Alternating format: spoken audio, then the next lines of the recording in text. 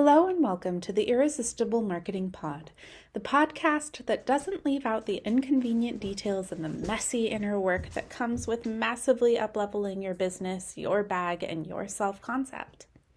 Today we're going to talk about everyone's favorite spicy business topic, pricing. Specifically, what happens when you 10x your price? Well, long story short, you could more than triple your sales, or even better. This actually did happen to me, but only after I did a lot of inner work to bring my body, belief system, and trust in the value of what I was providing on board with the new price, and not a moment before.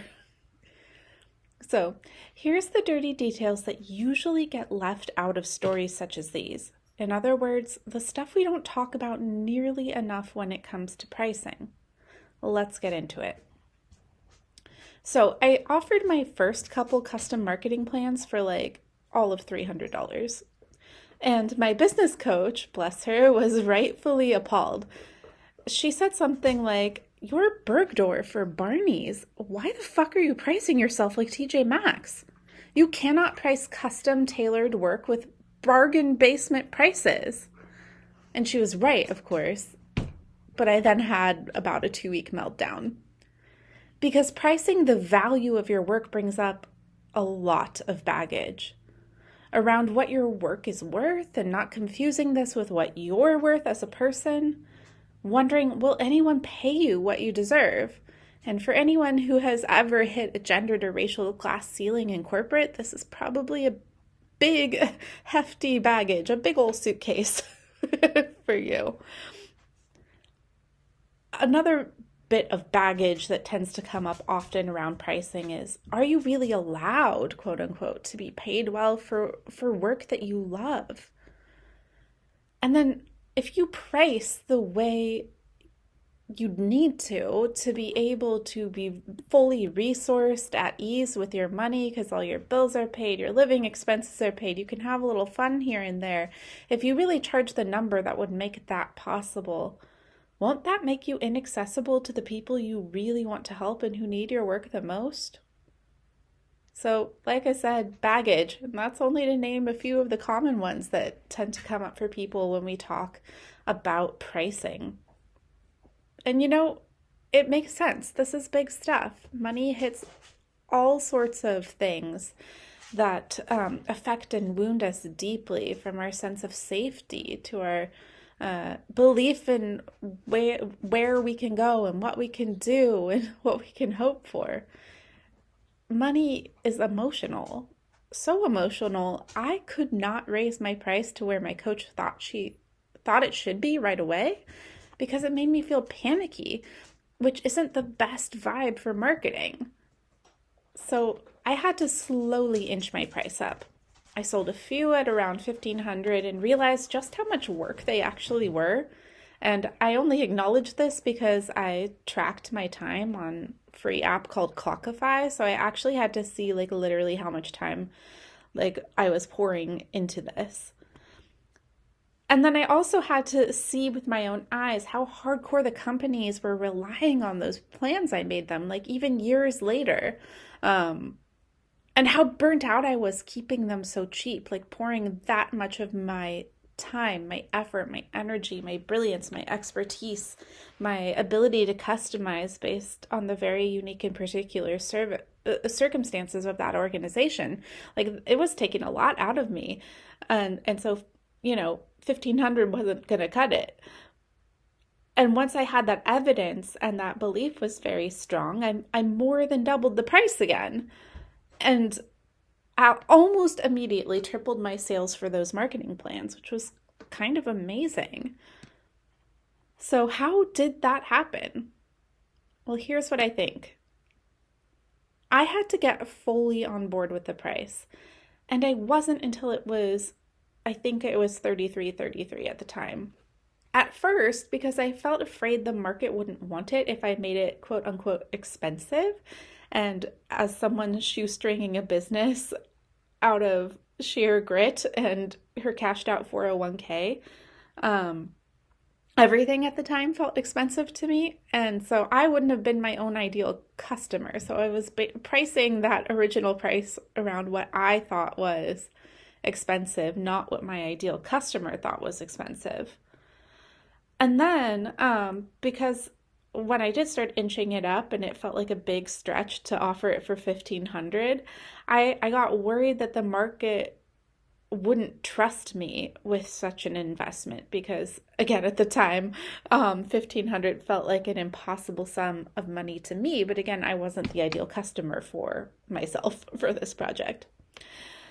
And then, again, we had to adjust the price to bring my body on board with that 10x price, because I realized through tracking my time and effort and reflecting and seeing how much the companies were getting out of it, my body was no longer okay with 1500, and that's when I raised the price. So, and all this happened maybe in about the course of a year, mind you. So it my body had to feel okay with the price it was selling it at, or not always even completely okay, because I remember feeling really stretched at 1500, but it had to be at a point where it didn't feel like my body was freaking out in order for me to name that price or pass it along or tell them on the sales call or whatever. Like, my body had to not be in full absolutely not revolt. And so the first time it was in absolutely not revolt was when my coach said I should, I think, quadruple it or something. And it took a while of me selling it at that uber cheap price and starting to really witness the value and notice how much I was putting into it on my end before I could raise it and sell it. And then when I was tracking more, then when my body stopped being okay with it being at 1500, I raised it again. And then I've since raised it, I've tripled it again because my body stopped feeling okay with it being at 33, given how much I was putting into it and how much the companies were getting out of it. So, the moral of the story is, if I'd gone right from 0 to 100, if I'd taken the advice immediately, which her advice was correct. $300 was an insane price for this project. It was correct that I needed to drastically raise my prices.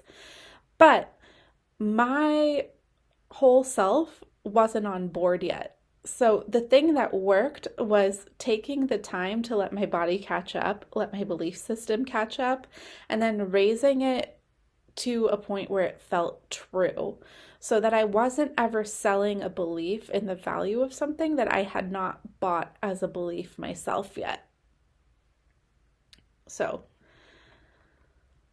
the other thing I think that's really important to note about this story is that I really had to go through all that mind drama. I had to process all my baggage. Well, not all of it. I'm still processing. I'll be processing all my baggage around money for a while, probably. But I had to process a lot of my baggage around money and clear away some old, no longer helpful beliefs about what I was allowed to ask for, how I was allowed to value my labor. All of that had to be sorted through, because this whole process, it brought up so much for me. It brought up sexism, hitting glass ceilings in industries. It brought up really uncomfortable conversations that felt very painful to me with bosses who would be cheering me on and telling me how invaluable I was, how the company wouldn't be this successful without me. I'm winning awards. I'm getting glowing reviews, until the second I would ask for a raise, or I'd find out my male colleagues were being paid more than me. And the second I was like, okay, well, you're making me sound pretty good, so I'm wondering why you're not paying me like I'm that good. And then all of a sudden, all the stories would change, and I wasn't that great, and I was entitled, and I was asking too much. And, those were really painful experiences for me. So I think that baggage stuck with me. And so every time a business coach or someone was telling me, like, you gotta raise your price, emotionally, I went right back to those conversations with my bosses, and my body was reacting in this fear of, ooh, so much rejection, so much betrayal. We don't want to go back there. So we got to under ask so we don't go through that pain again. Right. I think that was unconsciously what was happening. And so I wasn't able to sell it at a higher, more appropriately priced price until I kind of worked through that and had to be like, oh, those old raise conversations are really stuck with me. They became a very physically present memory for me. And so a large part of my being is trying to protect me from a similar experience. And that's why it's freaking out every time my coach is like, girl, you got to raise the price. And so that mind drama, I couldn't just skip over it to a raised price and have that work. I had to be like, why am I freaking out? Let's process this. And then, it even went really deeper. Like, I'm Chicana. We have family lore stories back in the bloodline about gringos being invited to our ranches and then having the family massacred, or the men in our family being lynched for riding horses that were too fine into town, and a family patriarch advising all the children, you've got to marry white people or our line will die out. And so this very present in my family line belief that wealth is dangerous. Wealth has got us killed. Wealth has painted a target on our backs. It literally threatens our survival to have wealth, to be seen as abundant, to elicit envy, to look as though we feel better or more valuable than others. And so I have a lot more research to do into epigenetics, but if all that family lore is true, it wouldn't at all surprise me that something in my cellular memory in my body would try to protect me from wealth, from abundance, from getting too big for my britches, for being too ostentatious and fancy, for what my body learned to believe was safe for a person like me. So lots of stuff came up around this. And I can imagine someone who doesn't have the kind of skilled support being told to raise their prices and going into this 2-week meltdown like I did, and just being like, what the fuck? And like maybe going and talking about like the symptoms of that experience. Like, I'm having a meltdown, I'm having a lot of anxiety, I'm really weepy for some reason, and like having those symptoms treated, but not connecting the dots to this conversation about undervaluing your labor, and then having this reaction when you realize you have the power to stop doing that if you want to, and then having all of this emotion come up. I can see someone who doesn't have the skilled support to help connect these dots and like hold your hand through it, either just giving up, throwing the whole business or the whole offer away because it brings up too many uncomfortable emotions, or it being merely written off to like a mental health episode where we just treat the symptoms and don't deal with the cause, and then that person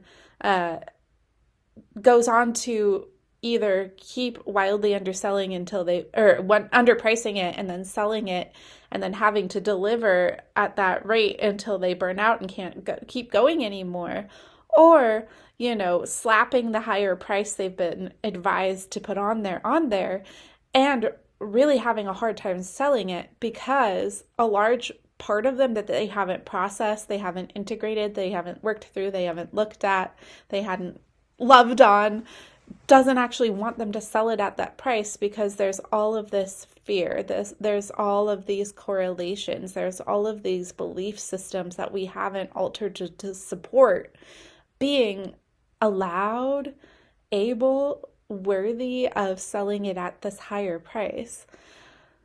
So I'm really grateful that I had set myself up with people that could help me peer into my shadows and help me point out my blind spots to me and connect dots for me.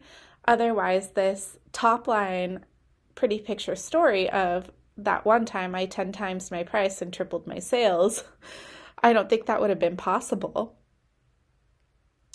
So the other reason why I think this fancy top line story of that one time I 10x'd my price and tripled my sales being possible is that I was exposed to new to me, more helpful ways of thinking about money. And up until then, it was the poverty mindset I was raised in. Then it was the bosses praising me while I was winning them awards and launching new revenue streams for them, then telling me I wasn't actually that good when I asked to be paid on par with my male colleagues. Like up until then, that was my frame of reference for money, for naming your price, for how to value your labor.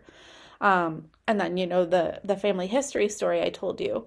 So with that as my main reference point, my main operating system for what I'm allowed to ask for, uh, I I only felt safe to offer it at a tenth of the minimum value of the price of what it was actually worth. Uh, so you can see how important it was that I was exposed to my business coach to be like, nah, girl, that is not an acceptable price for this. And that I had access to people who talked about like ancestral trauma, the witch wound, epigenetics, um, all of this stuff that hadn't been in my frame of reference before until someone else introduced me, either through working with them directly or being lucky enough to stumble across their podcast or social feed or newsletters, etc. So this was so important to my journey because if you're finding yourself getting really stuck somewhere in your business, you're having a hard time selling it, you're having issues come up around money, around pricing, this kind of thing, and you can't see your way out, it's because you're operating from a system that needs some updating. So when you feel like that, make sure you're exposing yourself to ways of thinking that feel expansive and nurturing and supportive to you. So if you can work with a mentor, of course, I highly recommend that. If you can get yourself in an entrepreneur group like my squad for excellently eccentric entrepreneurs, if you can be around other people, if you can be really mindful of the media you're consuming, if you can be listening to podcasts and only following accounts or only reading the emails of people who break you out of the thoughts that have you shrinking, that feeding into your doubts, feeling hopeless, like you're not allowed to ask for what you want.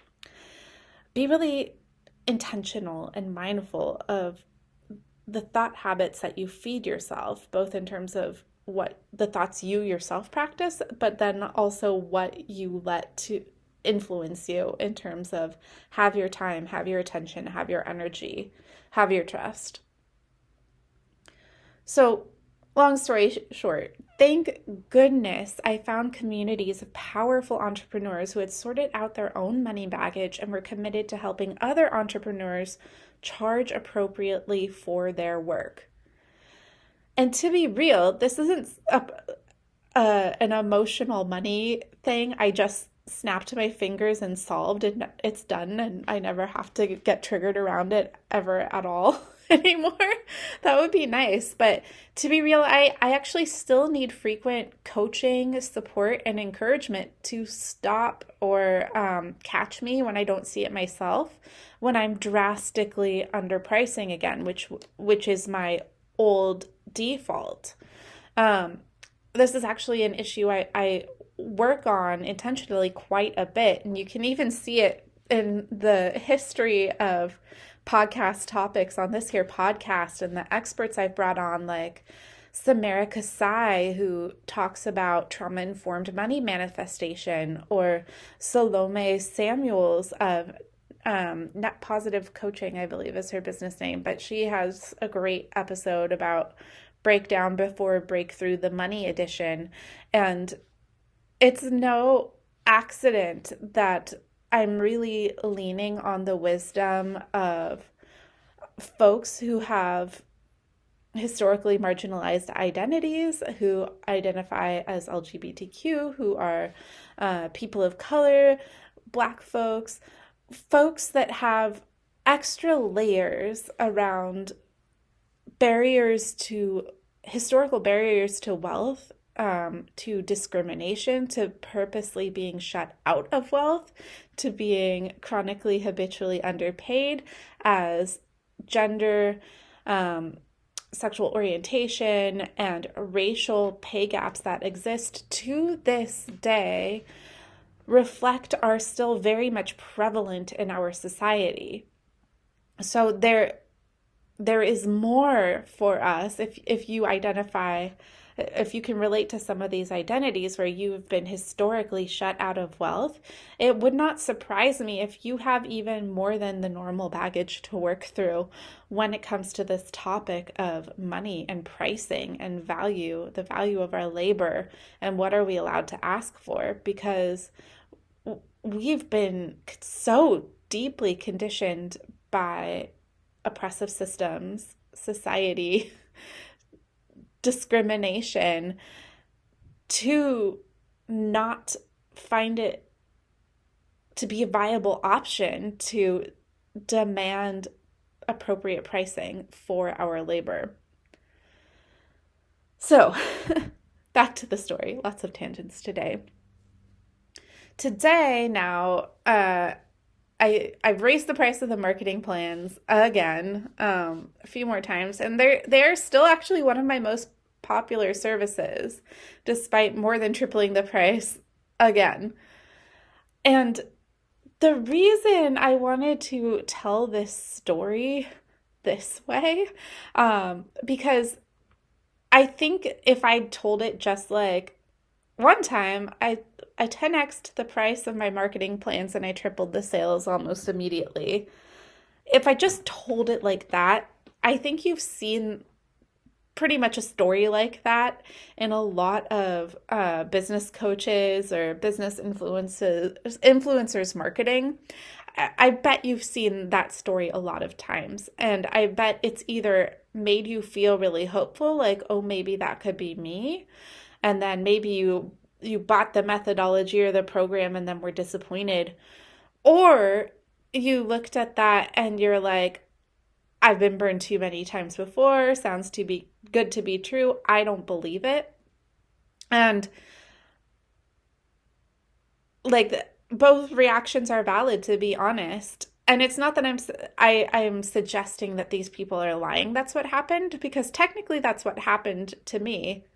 But if I told it that way, it's leaving out so much valuable context. It's leaving out the dirt of the incredibly intense, deep, emotional, and inner work, the shadows I had to face in order for that fancy result to be possible.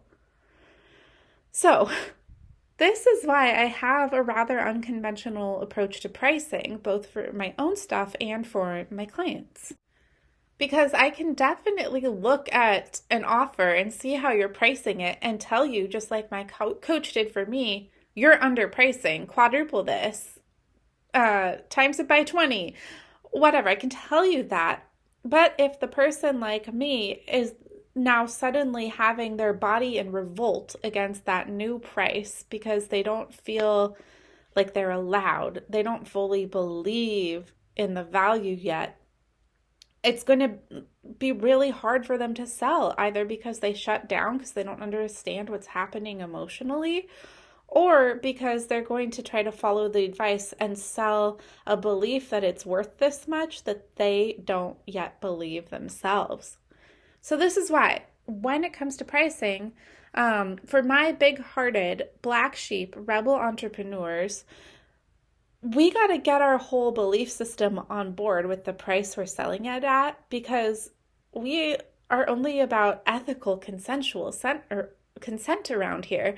It actually literally goes against our values to try to sell someone on something we don't ourselves believe. So this is why I factor in the body, the nervous system, trauma history, oppression, and your money stories when working up to an appropriate price. Because to sell it with your full chest, to sell it with your full being, to be fully in alignment, to make this sale at this price, You gotta actually buy it yourself. As in, you have to believe that is the correct numerical um, exchange, energy exchange, investment exchange for the value that they will be receiving. So, again, this is my approach not only because this is what I needed, but because so many of my clients were coming to me in such a state of freeze because mentors kept telling them to raise their prices, but their bodies weren't on board. So they were either having a really hard time showing up in their marketing or they were having a really hard time closing sales. So this is why marketing confidence cheerleading has become my most sought after service. Because my favorite big-hearted black sheep rebel entrepreneurs need more than a one-size-fits-all strategy, more than bland positivity, more than devoid of cultural context manifestation mythology. They need strategy and the belief system to sell it, which means working through and shedding limiting beliefs and updating through repetition and practice and intention new perspectives that feel more expansive, more nurturing, more loving to ourselves and our people and the world and our work. These folks need positivity, but also acknowledgement for the ways in which they've been wounded and conditioned to believe that they cannot ask for and get what they really want. It's not by accident that your body believes this. It is not a flaw, a bug in your operating system. This is what our ancestors had to accept to stay alive. And our body's primary concern is our survival. So, nothing's gone wrong, but if you want to, you can update your belief system around what you're allowed to ask for, what you're allowed to desire, what you're allowed to say no to. So my folks, they need the invitation to dream big. Yes. And to sustain that belief until they can snatch it into reality, they need the community, support, coaching, mentorship to provide the reinforcement and validation to believe in the possibility and opportunity for better. When perhaps their whole lives up to this point, maybe even their whole bloodline, was conditioned to believe you simply must accept your lot. If you have decided, I want more than my lot in life that I've been assigned by a society that profits from my subordination, it is not a sign of weakness, of flaw, of failure, that you need a lot of support, intentional community building, intentional finding of your people to find a new normal, to be encouraged in a new normal, to be encouraged in your big dreams, not settling, having the audacity to want more and to go fucking get it. So this is the support that you get when you hire me as your marketing confidence cheerleader. You can work with me one-on-one, or you can join my squad, which is a marketing mastermind for big-hearted black sheep rebel entrepreneurs, where we watch each other and cheer each other on as we do the impossible in real time. And we hold each other accountable to our big dreams. If you work with me one-on-one, you also get complimentary membership to the squad. So it's just win, win, win, win, win, win, win all day, baby. All right. Well, if you would like to work with me, check the show notes for some handy dandy easy links. though you probably already know that because you're smart and brilliant and know where links usually are. Anyhow, that's it for today's episode. Please don't forget to drop me 5 stars and a glowing review on whatever platform you're listening on. It makes me so happy to know that this podcast is getting into the ears of people who love it, who just feel held and loved and cheered on and encouraged and inspired by what you hear here. It makes me so happy to hear from you that this is landing. And for any suggestions of topics you'd like me to cover in the future. Also, annoying algorithm, blah, blah, blah, blah. Your ratings really help me get this free resource into more ears that will benefit. So always love a good review. Okay, love you.